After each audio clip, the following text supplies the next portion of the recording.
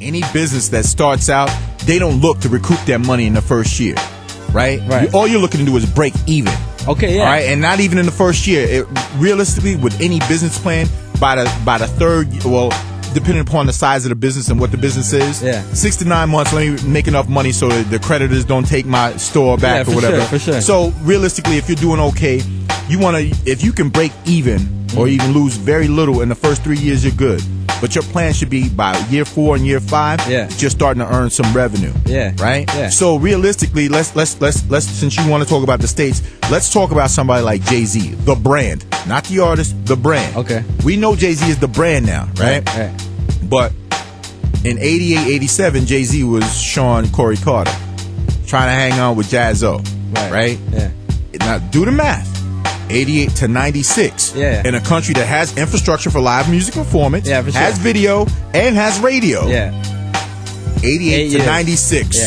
Jay-Z, before he got to Reasonable Doubt, and he still wasn't Jay-Z with Reasonable Doubt. It took him another 3-4 years when he was doing Hard Knock Life and all that for him to become Jay-Z. Now this is 12 years. Agreed. 12 years for Jay-Z. I'm just putting the numbers out there and putting a name that we all know and love, so that you understand and put it in proper perspective, right? And I use that as an example to say, all right, let's bring it back to Canada.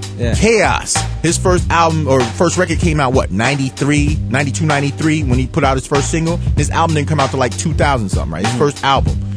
Chaos is now like traveling the world in the whole nine. It's 2007 from 93. That's almost 15 years, B. Yeah, but we can't use Chaos as an example. But I'm using it as an example because it talks about his dedication to his art and how long it took him to get to the point where he could start living off of his art and living off of his publishing and traveling the world and doing shows with these different people. And I use Jay-Z with all the structure. He had no infrastructure here, and Chaos is doing it after 15 years because he believed in what he was doing. And again, I think the point is to stop, like, looking across the island to the States is counterproductive for you because the soil over here is totally different from over there. So you can't plant the same thing. I know. This is what I'm saying. Like, my point is that it's so hard but that for a Canadian rapper. Like, it's so stop much. Thinking, you know, stop looking across the border.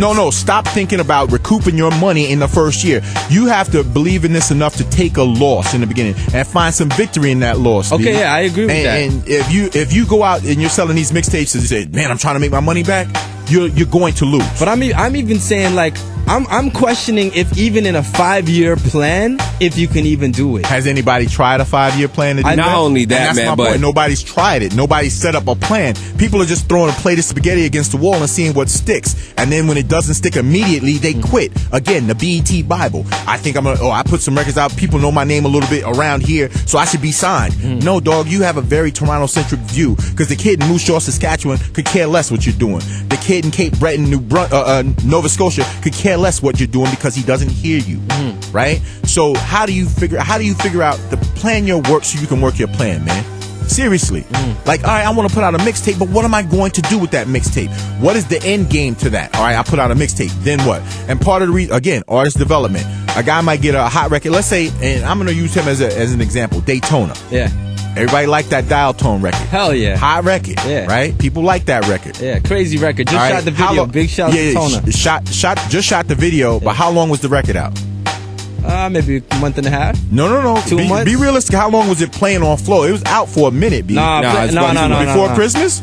Was it on before Christmas? Not in rotation. We played it. But it was on before Christmas. We played it before Christmas, but I don't think it was in rotation till about January. Okay. So they just shot the video. By the time the video is online, if it gets online, it's say Much Music or MTV Overdrive online, right?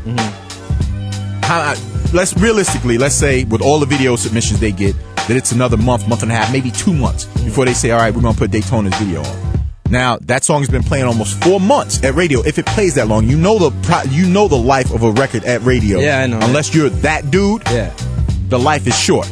So by the time the video starts playing, and then people start calling a radio station, you guys are like, oh, we played that 4 months ago. There's a disconnect. Artist development, showing you how to put your album out, how to structure your plan so that you know that when I put this single out, a month later my video should be coming after that, and then I should already have my second single ready with that video coming after that, and then I'm ready to release my album. But people don't plan. And this is what I'm saying. Yeah. It's not this is not any way to disrespect Daytona, but to use him as an example to show that how many people throw that plate of spaghetti against the wall and then they're like, I feel like, what's the next steps, right? And there's a disconnect because you don't know how, like, why aren't they playing my song anymore? Because you haven't planned, because you haven't been educated on how to put this record out and how to maintain visibility on yourself as an artist. This is what we're trying to do at UMAC. I come with a wealth of knowledge and a wealth of experience.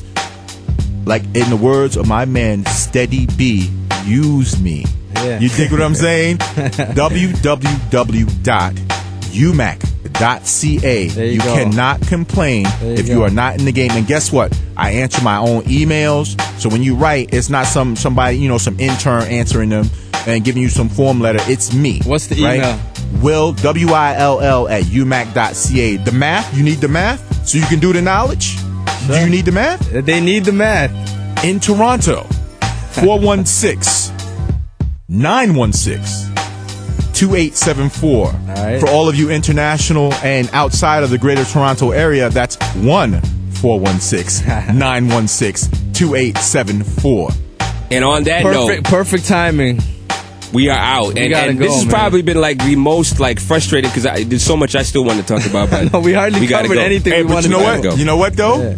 There's always time for part 2, part 3, whatever. I'm here all year. Be like, you know, write at hiphopcanada.com, man. Let us know. I'm be checking out the threads too, and y'all hit me up. Hit them up at OTA Live, man. Yeah, I'm interested in knowing what's going on and what you guys need because we want to try and help provide it, and also give you an opportunity to find success in this country, man.